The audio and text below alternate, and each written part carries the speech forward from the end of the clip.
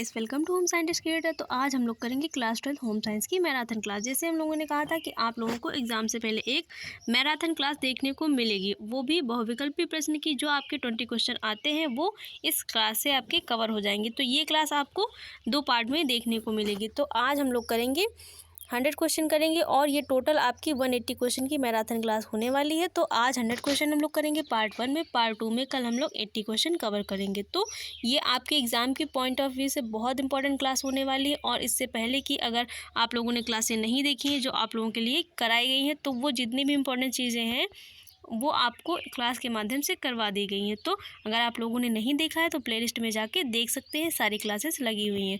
तो आइए हम लोग स्टार्ट करते हैं। पहला क्वेश्चन है, पोषण विज्ञान में किसका अध्ययन किया जाता है? पोषण विज्ञान में किसका अध्ययन किया जाएगा? पाचन, अवशोषण, पोषक तत्व, ये सभी। तो इन सभी का अध्ययन किया जाता है। अगला क्वेश्चन है, वर्तमान में नैदानिक पोषण को अन्य किस नाम से जाना जाता है? गतिविधि उपचार, सामाजिक पोषण उपचार, चिकित्सकीय पोषण उपचार, ये सभी तो चिकित्सीय पोषण उपचार के माध्यम से जाना जाता है। अगला क्वेश्चन है, 20वीं और 21वीं शताब्दी में किस क्षेत्र में तीव्र गति से वृद्धि हुई है? तो विज्ञान एवं पोषण विज्ञान, पोषण एवं औषध विज्ञान, चिकित्सा और औषध विज्ञान, चिकित्सा एवं पोषण विज्ञान किस क्षेत्र में हुई है? चिकित्सा और औषध विज्ञान में हुई। अगला क्वेश्चन है, किसका आशय उन खाद्य पदार्थों से है जो मुख्य रूप से संसाधित या विशेष आहार आवश्यकता को पूरा करने के लिए तैयार किया जाता है? किसका आशय है? पूरक खाद्य पदार्थ, पौष्टिक पदार्थ, अग्रिम खाद्य पदार्थ और अग्रिम खाद्य पदार्थ, अग्रिम खाद्य पदार्थ, इनमें से कोई नहीं। तो कौन सा ऑप्शन सही हो जाएगा? पूरक खाद्य पदार्थ वाला ऑप्शन सही हो जाएगा। अगला क्वेश्चन है, वह आहार जिसमें सभी प्रकार के भोजन सम्मिलित होते हैं क्या कहलाता है? ऐसा आहार क्या कहलाता है? संतुलित आहार, नियमित आहार, संशोधित आहार, सूचीबद्ध आहार। क्या कहलाएगा? नियमित आहार कहलाता है। अगला क्वेश्चन है, नारियल पानी, फलों का रस, सूप, छाछ, दूध आदि किस प्रकार के आहार हैं? किस प्रकार के आहार हैं? तरल आहार, नरम आहार, तैयार मृदु आहार और संशोधित आहार किस प्रकार के आहार हैं? तो तरल आहार के उदाहरण है। अगला क्वेश्चन है, रोगी को भोजन देने का तरीका कौन सा है? मुंह से भोजन खिलाना, नली द्वारा भोजन देना, अंतःशिरा द्वारा भोजन देना, ये सभी। तो ये सभी ऑप्शन सही हो जाएंगे। इन सभी के माध्यम से रोगी को भोजन खिलाया जा सकता है। अगला क्वेश्चन है, वर्तमान में खाद्य पदार्थों की मिलावट में किसकी मात्रा अधिक होती है? किसकी मात्रा अधिक होती है? वसा एवं शर्करा की, आयरन एवं वसा की, ग्लूकोज एवं शर्करा की, जिंक एवं वसा की। किसकी मात्रा अधिक देखने को मिलती है? वसा एवं शर्करा की मात्रा अधिक होती है। अगला क्वेश्चन है, जन पोषण एवं स्वास्थ्य किसकी संकल्पना को प्रस्तुत करता है? तो किसकी संकल्पना को प्रस्तुत करता है? सामाजिक स्वास्थ्य, आहारिकी स्वास्थ्य, जन स्वास्थ्य, पोषणीय स्वास्थ्य। किसकी संकल्पना को प्रस्तुत करेगा? जन स्वास्थ्य की। अगला क्वेश्चन है, हमारे देश में जन्म लेने वाले बच्चे लगभग बच्चों का जन्म के समय वजन 2.5 किलोग्राम से कम होता है। तो ऐसे कितने बच्चे आपको देखने को मिलते हैं? 2/3 और 4/8 भाग के बच्चे और 1/5, 1/7। तो कितना देखने को मिलेगा? तो 1/5 भाग आपको देखने मिलता है। 1/5 भाग देखने को मिलते हैं ऐसे बच्चे जिनका वजन 2.5 किलो से कम होता है। अगला क्वेश्चन है, भारत में निम्न में से किस संक्रामक रोग पर नियंत्रण पा लिया गया है? किस में पा लिया गया? हैजा, चेचक, फाइलेरिया, मधुमेह। किस पे पा लिया गया है? चेचक पे पा लिया गया है। अगला क्वेश्चन है, आवश्यकता अनुसार कम भोजन होने से किस तरह की समस्या या बीमारी उत्पन्न होती है? किस समय की समस्या या बीमारी उत्पन्न देखने को मिलेगी आवश्यकता से कम भोजन होने पर? प्रोटीन ऊर्जा कुपोषण, प्रोटीन संकेतक, प्रोटीन पोषण, ऊर्जा अल्प पोषण। तो कैसा देखने को मिलेगा? प्रोटीन ऊर्जा कुपोषण बीमारी आप लोगों को देखने को मिलती है। तो अगर आवश्यकता के अनुसार कम भोजन हुआ तो। अगला क्वेश्चन देखते हैं, सूक्ष्म पोषकहीनता के लिए किस शब्द का प्रयोग किया जाता है? किसका प्रयोग किया जाता है? पोषकहीन, अरक्तता, छिपी भूख, पोषण भार। किसका प्रयोग किया जाता है? तो छिपी भूख का प्रयोग किया जाता है। अगला क्वेश्चन है, लौह तत्व की कमी से अरक्तता तब उत्पन्न होने लगती है जब शरीर में क्या कम का बनता काफ़ी कम होने पर होने लगता है। तो किस चीज़ का बनना काफ़ी कम होने लगता है? कैल्शियम का, हीमोग्लोबिन का, फॉलिक अम्ल का, विटामिन बी विटामिन B12 का, तो किसका बनना कम होने लगता है? तो अरक्तता देखने को मिलेगी हीमोग्लोबिन का बनना कम होने लगता है, जिससे खून की कमी अरक्तता देखने को मिलती है। अगला क्वेश्चन है, किस विटामिन के कारण मनुष्य में रोग प्रतिरोधक क्षमता कम हो जाती है तथा शरीर विकास में रुकावट पैदा होने लगती है? तो कौन सा विटामिन है? Vitamin C, vitamin A, vitamin E, vitamin B। तो किस विटामिन के कारण रोग प्रतिरोधक क्षमता कम हो जाती है? विटामिन A के कारण कम हो जाती है। अगला क्वेश्चन है, भारत में किस देश में आयोडीनहीनता विकार पाए जाते हैं? किस देश में आयोडीनहीनता विकार पाए जाते हैं? तो कर्नाटक, मध्य प्रदेश, अरुणाचल प्रदेश, ये सभी किस में पाए जाते हैं? तो इन सभी देशों में आयोडीनहीनता विकार देखने को मिलते हैं। अगला क्वेश्चन है, राजस्थान के झुंझुनू जिले में केंद्र सरकार के पोषण अभियान या समग्र पोषण योजना को किस वर्ष शुरू किया गया था? जनवरी 2018, नवंबर 2018, मार्च 2018, मई 2019। कब शुरू किया गया था? तो मार्च 2018 में शुरू किया गया था। अगला क्वेश्चन है, आहार पूरक कार्यक्रम के अंतर्गत किस कार्यक्रम का क्रियान्वयन किया जा रहा है? किस कार्यक्रम का क्रियान्वयन किया जा रहा है? तो प्रातःकालीन भोजन कार्यक्रम, साप्ताहिक भोजन कार्यक्रम, मध्याह्न भोजन कार्यक्रम, भोजन पूर्ण कार्यक्रम। किसका क्रियान्वयन किया जा रहा है? मध्याह्न भोजन कार्यक्रम का क्रियान्वयन किया जा रहा है। अगला क्वेश्चन है, भारत में स्वास्थ्य देखभाल कितने स्तरों पर की जाती है? 5 स्तर, 2 स्तर, 3 स्तर, 4 स्तर। कितने स्तरों पर की जाएगी? 3 स्तर पर की जाएंगी। और वो स्तर कौन कौन से होते हैं ये भी आप लोग जान लीजिए। PHC होता है, और मतलब प्राथमिक हेल्थ सेंटर होते हैं, सेकेंडरी हेल्थ सेंटर होते हैं, और तब जाके ऊपर टर्सरी हेल्थ सेंटर 3 स्तर पे किया जाता है। अगला होता है क्वेश्चन कि जन पोषण विशेषज्ञ को किस नाम से भी जाना जाता है? तो जो जन पोषण विशेषज्ञ होता है उसको अन्य किस नाम से जाना जाएगा? सामुदायिक पोषण विशेषज्ञ, स्वास्थ्य पोषण विशेषज्ञ, जन आहार विशेषज्ञ, इनमें से कोई नहीं। किसके नाम से जाना जाता है? सामुदायिक पोषण विशेषज्ञ के नाम से जाना जाता है। अगला क्वेश्चन है, अधिक समय तक सुरक्षित रहने वाले खाद्य पदार्थों की बढ़ती हुई मांग के कारण किसका प्रयोग किया जा रहा है? प्राचीन परंपरागत विधि का, ग्राहकों की जागरूकता का, आधुनिक एवं प्राचीन तकनीक का, नई तकनीक एवं नई विधियों का। तो नई तकनीक और नई विधियों का प्रयोग किया जा रहा है। अगला क्वेश्चन है, खाद्य पदार्थों के उत्पादन, प्रसंस्करण, संरक्षण एवं विपणन से संबंधित विज्ञान को क्या कहते हैं? तो विपणन से संबंधित विज्ञान को क्या कहते हैं? पोषण विज्ञान, खाद्य पोषण विज्ञान, खाद्य संतुलन विज्ञान, खाद्य विज्ञान। क्या कहते हैं? पोषण विज्ञान कहते हैं। अगला क्वेश्चन है, कौन कच्ची सामग्री को तैयार एवं अर्ध तैयार उत्पादों में बदलने के लिए उपयोग की जाने वाली विधियां एवं तकनीकों का एक समूह है? तो कौन सा समूह वो है? खाद्य संसाधन, संरक्षण, खाद्य प्रसंस्करण, ये सभी। तो कौन सा हो जाएगा? खाद्य संसाधन हो जाएगा। अगला क्वेश्चन है, खाद्य उत्पादन में बढ़ती आबादी की विविध आवश्यकताओं को पूरा करने के लिए किसके सिद्धांतों का उपयोग किया जाता है? तो किसके सिद्धांतों का उपयोग किया जाएगा? खाद्य प्रौद्योगिकी, खाद्य प्रसंस्करण, खाद्य संसाधन, इनमें से कोई नहीं। किसका प्रयोग किया जाता है? खाद्य प्रौद्योगिकी का प्रयोग किया जाता है। अगला क्वेश्चन है, निकोलस एपर्ट द्वारा खाद्य पदार्थों को डिब्बे में बंद करने की प्रक्रिया को कब विकसित किया गया था? कब विकसित किया गया था?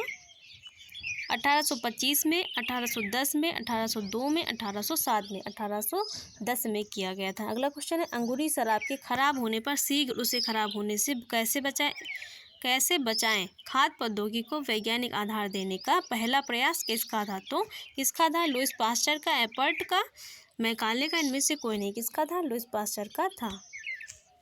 अगला क्वेश्चन है, खाद्य पदार्थ प्राकृतिक रूप से किसकी उपस्थिति द्वारा निम्नीकरण से नष्ट हो जाते हैं? तो किसकी उपस्थिति के द्वारा निम्नीकरण से नष्ट हो जाते हैं? एंजाइम और पीड़क नाशियों के द्वारा, सूक्ष्म जीवों के द्वारा, रासायनिक परिवर्तन के द्वारा। किसके द्वारा नष्ट हो जाते हैं? तो एंजाइम्स के द्वारा नष्ट हो जाते हैं। अगला क्वेश्चन है, सूक्ष्म जैविक वृद्धि को प्रभावित करने वाला प्रमुख कारक है? सूक्ष्म जैविक वृद्धि को प्रभावित करने वाला प्रमुख कारक कौन सा है?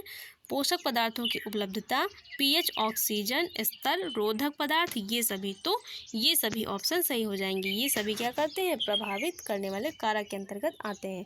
अगला क्वेश्चन है, किस प्रकार के खाद्य उत्पादों में कच्ची सामग्री की मूल विशेषताएं समाप्त हो जाती हैं? तो किस प्रकार के उत्पादों में समाप्त हो जाती हैं? न्यूनतम संसाधित खाद्य पदार्थ, संरक्षित खाद्य, फॉर्मूलाबद्ध खाद्य, विनिर्मित खाद्य। किसके अंतर्गत समाप्त हो जाएंगे? विनिर्मित खाद्य के अंतर्गत। अगला क्वेश्चन है, ऐसे खाद्य पदार्थ जो मानव स्वास्थ्य पर लाभकारी प्रभाव डालते हैं क्या कहलाते हैं? चिकित्सीय खाद्य कहलाते हैं, कार्यमूलक खाद्य, संश्लेषित खाद्य, खाद्य व्युत्पन्न। क्या कहलाएंगे? कार्यमूलक खाद्य कहलाते हैं। अगला क्वेश्चन है, पूरे विश्व में किसकी गुणवत्ता के महत्व में वृद्धि हुई है? तो पोषण सुरक्षा, खाद्य अवरक्तता, खाद्य सुरक्षा व गुणवत्ता, ये सभी तो खाद्य सुरक्षा व गुणवत्ता में वृद्धि हुई है। अगला क्वेश्चन, किसी पदार्थ की विभिन्न परिस्थितियों में किसी भी प्रकार का संकट उत्पन्न करने की क्षमता को उस पदार्थ की क्या कहेंगे? खाद्य विषाक्तता, खाद्य सुरक्षा, अविषालुता, भौतिक अवशोषण। क्या कहलाता है? अविषालुता कहलाता है। अगला क्वेश्चन, ऐसे रासायनिक पदार्थ जो प्राकृतिक रूप से खाद्य पदार्थों में पाए या मिला लिए जाते हैं वह क्या कहलाते हैं? क्या कहलाएंगे? जैविक संकट, भौतिक संकट, रासायनिक संकट, क्रियात्मक संकट। क्या कहलाता है? रासायनिक संकट कहलाता है। अगला क्वेश्चन है, भारत सरकार द्वारा किस वर्ष खाद्य अवमिश्रण अधिनियम लागू किया गया है? तो 1952, 1950, 1954, 1949। कब लागू किया गया है? 1954 में लागू किया गया है। तो ये आंसर मैंने इसलिए टिक किए हैं ताकि आप लोग क्या करें, जल्दी जल्दी इसके बाद इसको एग्ज़ाम से पहले एक बार रिवीजन कर लीजिए। तो इसमें आपको जो है आंसर तुरंत दिखते चले जाएंगे और आप लोग 2x की स्पीड पे लगा के तुरंत रिवीजन एग्ज़ाम से पहले कर सकते हैं। तो ये आप लोगों के लिए एक मतलब साधारण सा सरल सा जो काम है वो कर दिया गया है कि आंसर आपको टिक कर दिए गए हैं। तो अगर आप लोग वीडियो चला के नहीं देखना चाहते, ऐसे भी आप लोग क्या करते हैं, जल्दी जल्दी स्किप करके उसको देख सकते हैं। और सही आंसर पे टिक लगा होने से आप लोगों की भी थोड़ी हेल्प हो गई। तो अंतर्राष्ट्रीय संगठनों और विभिन्न देशों की सरकारों ने खाद्य मानक तय किए हैं या किसको सुनिश्चित करता है? किसको सुनिश्चित करता है? तो ये खाद्य गुणवत्ता को सुनिश्चित करता है। किसके लिए तय किए गए हैं? खाद्य गुणवत्ता को बढ़ाने के लिए तय किए गए। अगला क्वेश्चन है, उपभोक्ताओं के लिए स्वच्छ, पौष्टिक एवं अच्छी गुणवत्ता वाले खाद्य पदार्थ को प्रयुक्त करने की प्रक्रिया को क्या कहा जाता है? तो क्या कहा जाएगा? खाद्य मानक कहा जाएगा। अगला क्वेश्चन है, वे मानक जो किसी विशेष क्षेत्र की भौगोलिक एवं जलवायु संबंधी परिस्थितियों को ध्यान में रखकर निर्धारित किए जाते हैं क्या कहलाते हैं? तो क्या कहलाएंगे? कंपनी मानक, राष्ट्रीय मानक, अंतर्राष्ट्रीय मानक, क्षेत्रीय मानक। क्या कहलाते हैं? क्षेत्रीय मानक कहलाते हैं। अगला क्वेश्चन है, खाद्य उत्पादों सहित विभिन्न उपभोक्ता वस्तुओं के मानकीकरण से संबंधित तथा संसाधित खाद्य पदार्थों के लिए एक स्वैच्छिक प्रमाणीकरण योजना किसके द्वारा चलाई जाती है? किसके द्वारा चलाई जाती है? भारतीय मानक ब्यूरो, भारतीय ब्यूरो अन्वेषण, भारतीय मानक विधि, इनमें से कोई नहीं। किसके द्वारा चलाई जाती है? भारतीय मानक ब्यूरो के द्वारा चलाई जाती है। अगला क्वेश्चन है, भारत सरकार ने खाद्य सुरक्षा और मानक अधिनियम को किस वर्ष पारित किया ताकि खाद्य सुरक्षा से संबंधित विभिन्न कानूनों का एकीकरण किया जा सके? तो किस वर्ष पारित किया जाए? 2004 में, 2005, 2006, 2008। तो 2006 में पारित किया गया था। अगला क्वेश्चन है, भारत ने किस अंतर्राष्ट्रीय संगठन के खाद्य निःशुल्क समझौते पर हस्ताक्षर किए ताकि विश्व बाजारों में अधिक पहुंच बन सके? किस प्रकार के अंतर्राष्ट्रीय संगठन पे हस्ताक्षर किए हैं? तो विश्व व्यापार संगठन पे हस्ताक्षर किए हैं। ये वाला ऑप्शन सही हो जाएगा। अगला क्वेश्चन है, अंतर्राष्ट्रीय संस्था कोडेक्स एलिमेंटेरियस कमीशन में वर्ष 1999 के दौरान अंतर्राष्ट्रीय सदस्य देशों की संख्या कितनी थी? तो कितनी संख्या थी? 166, 170, 180, इनमें से कोई नहीं। तो 166 थी। अगला क्वेश्चन है, विश्व व्यापार संगठन का मुख्य उद्देश्य क्या है? अंतर्राष्ट्रीय व्यापार के समझौते लागू करना, अंतर्राष्ट्रीय व्यापार संबंधी विवाद सुलझाना, व्यापार को सहजतापूर्वक साथ चलाने में सहायता करना, उपरोक्त सभी। तो कौन सा ऑप्शन सही हो जाएगा? उपरोक्त सभी, ये ऑप्शन सही हो जाएगा। अगला क्वेश्चन है, किन पद्धतियों के अपनाने से संदूषण की सद्भावना को कम या पूरी तरह से समाप्त किया जाता है? तो उत्तम निर्माण पद्धतियाँ, उत्तम हस्तनन पद्धतियाँ, सर्वोच्च उत्पादन विधि, उपरोक्त सभी। तो उत्तम निर्माण पद्धतियों के माध्यम से समाप्त किया जा सकता है। अगला क्वेश्चन है, भारत में खाद्य उद्योग की सकल घरेलू उत्पाद में कितने प्रतिशत हिस्सेदारी है? तो कितने प्रतिशत है? 26% हिस्सेदारी है। अगला क्वेश्चन है, प्रारंभिक बाल्यावस्था देखभाल और शिक्षा से अभिप्राय किस आयु के बच्चों की देखभाल एवं शिक्षा से है? तो किस आयु की देखभाल एवं शिक्षा से होगा? जन्म से 8 वर्ष, जन्म से 9 वर्ष, जन्म से 6 वर्ष, जन्म से 10 वर्ष। किस वर्ष की आयु के होगा? तो जन्म से 8 वर्ष की आयु तक होता है। अगला क्वेश्चन है, किस अवस्था के दौरान बच्चा अपनी प्रत्येक आवश्यकता के लिए अपने माता पिता पर निर्भर रहता है? तो बाल्यावस्था, किशोरावस्था, शैशवावस्था, इनमें से कोई नहीं। तो शैशवावस्था में रहता है। अगला क्वेश्चन है, शिशुओं और छोटे बच्चों की घर में देखभाल करने वाले की अनुपस्थित में वैकल्पिक देखभाल के लिए किस केंद्र को बनाया गया है? किस केंद्र को बनाया गया है? शिशु केंद्र, शिशु विकास केंद्र, स्थायी शिशु केंद्र, शिशु केंद्र, शैशव विकास केंद्र। किसको बनाया गया है? स्थायी शिशु केंद्र को बनाया गया है। अगला क्वेश्चन है, बच्चों के पूर्ण विकास की आवश्यकताओं को पूरा करने एवं माताओं के घर से बाहर कार्य करने की आवश्यकताओं को ध्यान में रखते हुए कौन से केंद्र बनाए गए? कौन से केंद्र बनाए गए हैं? चलते फिरते केंद्र, शिशु विकास केंद्र, शिशु सुरक्षा केंद्र, इनमें से कोई नहीं। तो कौन से केंद्र बनाए गए हैं? चलते फिरते शिशु केंद्र बनाए गए हैं। अगला क्वेश्चन है, बच्चे के लगभग 3 वर्ष के हो जाने पर उनमें किस तरह की वृद्धि होने लगती है? गतिविधियों, अनुभवों की, ज्ञान एवं कौशल की, कौशल एवं अनुभवों की, गतिविधियों एवं ज्ञान की। किसकी वृद्धि होने लगती है? गतिविधियों एवं अनुभवों की वृद्धि होने लगती है। अगला क्वेश्चन है, कितने माह का छोटा बच्चा परिचित और अपरिचित लोगों के बीच अंतर करना सीख जाता है? तो कितने माह का बच्चा सीख जाएगा? जन्म से 8 माह का, 8 से 12 माह का, 10 से 15 माह का, इनमें से कोई नहीं। कितने माह का बच्चा सीख जाता है? 8 से 12 माह का बच्चा सीख जाता है अंतर करना। अगला क्वेश्चन है, जो व्यक्ति प्रारंभिक बाल्यावस्था कार्यक्रमों का चयन अपनी जीविका के लिए करते हैं उन्हें किसका प्रशिक्षण होना आवश्यक है? किसका प्रशिक्षण होना आवश्यक है? बाल्यावस्था में विकासात्मक परिवर्तन, विकासात्मक एवं राजनैतिक परिवर्तन, बाल्यावस्था में सामाजिक परिवर्तन, सामाजिक एवं विकासात्मक परिवर्तन। किसका होना आवश्यक है? बाल्यावस्था में विकासात्मक परिवर्तन का होना आवश्यक है। अगला क्वेश्चन है, किसको प्रशासनिक और प्रबंधकीय कौशलों में भी निपुण होना चाहिए? जिनका रिकॉर्ड रखने, लेखाकरण, रिपोर्ट लिखने आदि के लिए आवश्यकता होती है। तो किसको निपुण होना चाहिए? सामाजिक कार्यकर्ता को, स्कूल प्रबंधन को, शिक्षक को, इनमें से कोई नहीं। किसको निपुण होना चाहिए? शिक्षक को।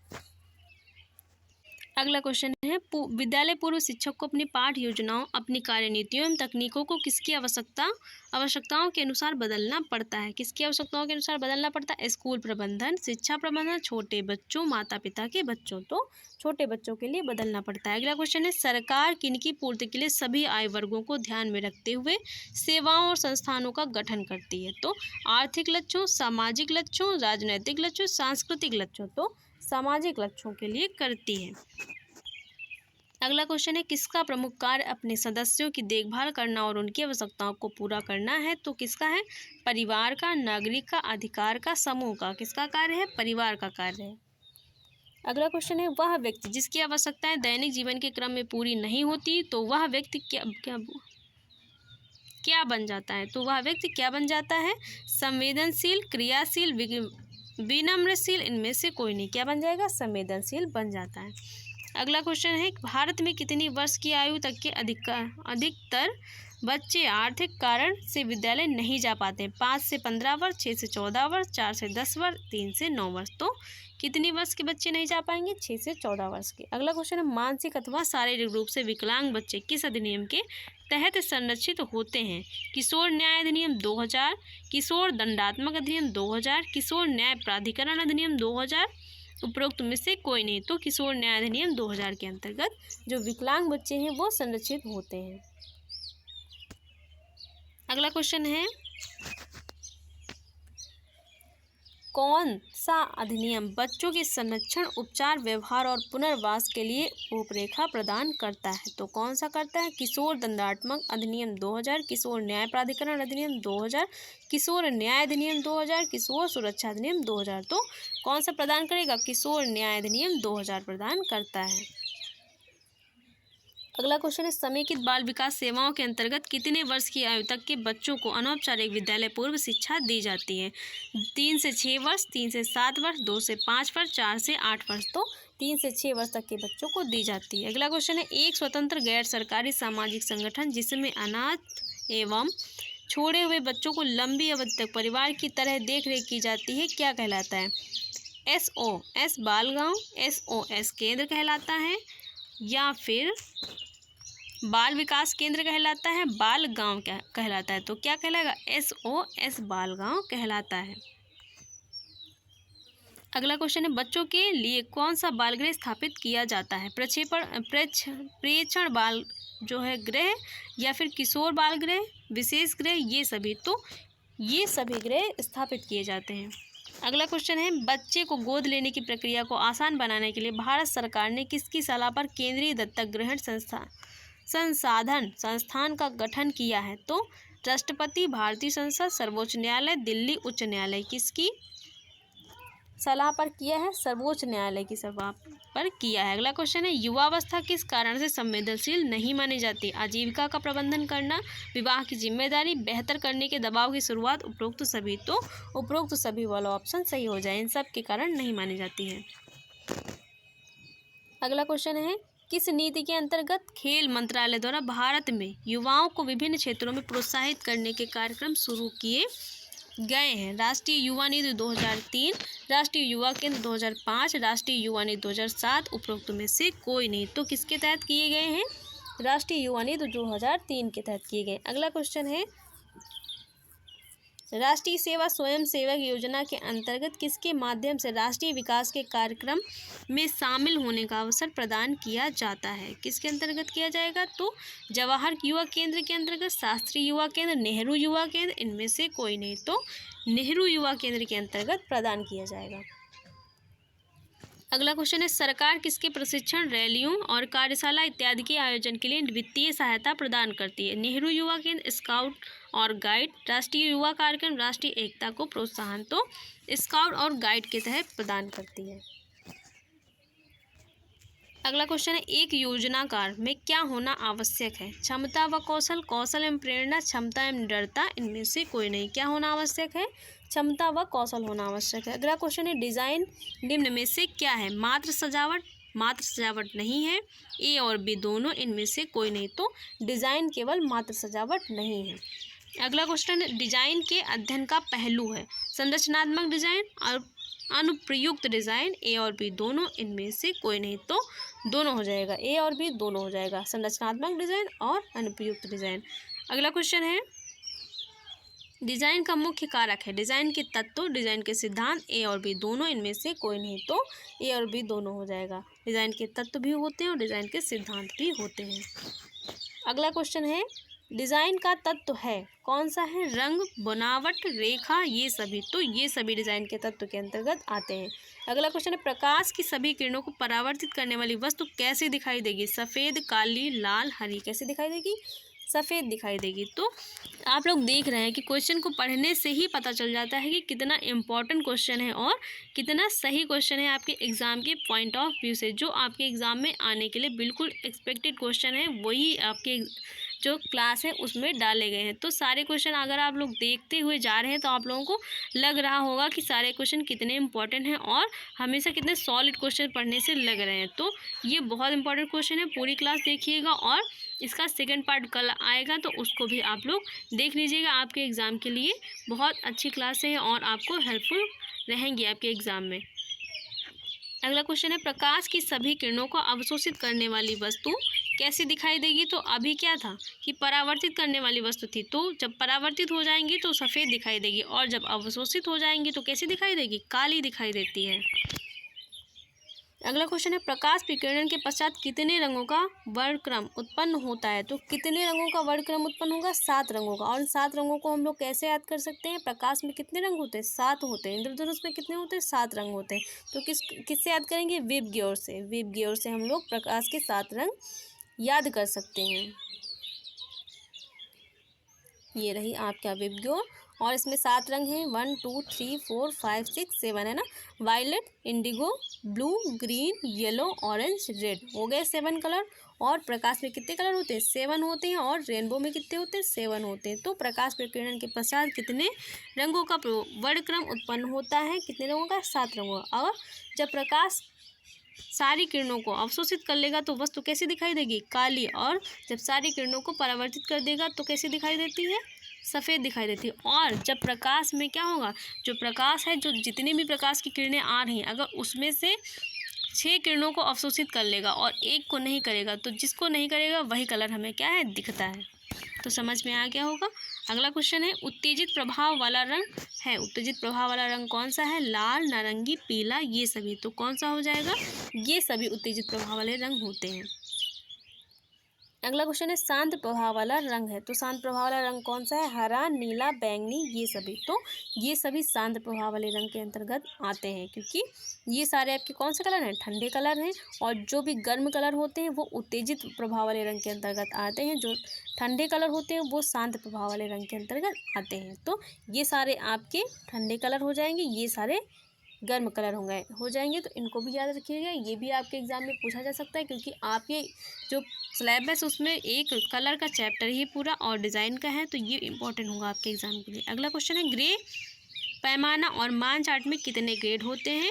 10 ग्रेड, 7 ग्रेड, 11 ग्रेड, 3 ग्रेड। तो कितने होते हैं? 11 ग्रेड होते हैं।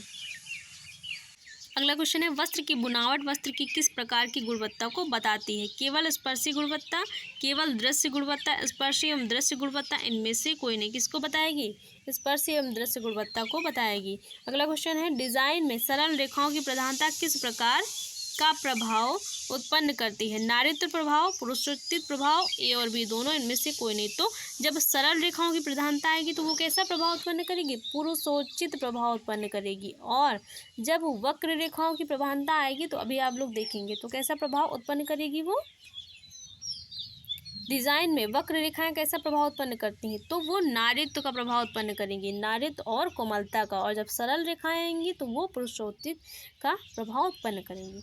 अगला क्वेश्चन है डिजाइन के सिद्धांत में शामिल है, कौन सा है? अनुपात, संतुलन, सामंजस्य, महत्व, लय, ये सभी। तो ये सभी क्या होते हैं? ये सभी डिजाइन के सिद्धांत के अंतर्गत आते हैं। अगला क्वेश्चन है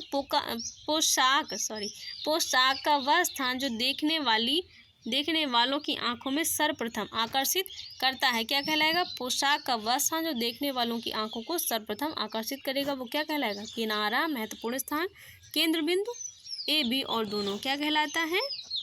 वो किनारा भी कहलाएगा, महत्वपूर्ण बिंदु भी कहलाएगा, और केंद्र बिंदु नहीं कहलाएगा, क्योंकि वो सेंटर में नहीं होगा, क्योंकि देखने वाले की आंखों को पूरी पोशाक पूरी आकर्षित करेगी। तो वो किनारा होगा और महत्वपूर्ण स्थान होगा जो आकर्षित करेगा। अगला क्वेश्चन है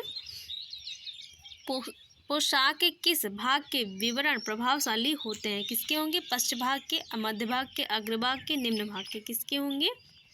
अग्रभाग के होंगे। अगला क्वेश्चन है डिजाइन के सभी तत्व एक रोचक प्रभाव के साथ एक दूसरे के साथ कब आते हैं? आवर्तिता, रिपीटिशन में आएंगे, औपचारिक संतुलन में आएंगे, सामंजस्यता में आएंगे, महत्व में आएंगे। तो जब सामंजस्यता होगी तभी सारे तत्व आएंगे।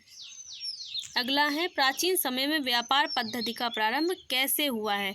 वस्तु के विनिमय से, शिल्प के विनिमय से, ए और बी दोनों से, इनमें से कोई नहीं। किसके पद्धति के प्रारंभ से हुआ है? तो वस्तु के विनिमय से भी हुआ है और शिल्प के विनिमय से भी हुआ है।